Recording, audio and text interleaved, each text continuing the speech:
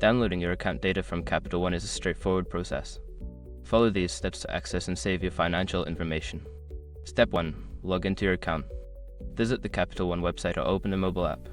Enter your username and password to log into your account securely. Step 2. Navigate to Account Services. Once logged in, look for the Account Services or Account Management section. This is typically found in the main menu or under your account summary. Step 3. Select Download Account Data. In the Account Services section, find the option for downloading account data.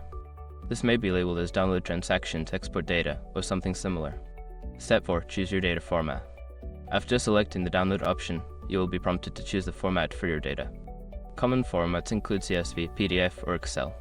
Select the one that best suits your needs. Step 5. Confirm and download. Review your selection and confirm the download. The data will be processed, and you will either receive a direct download link or the file will be sent to your registered email address.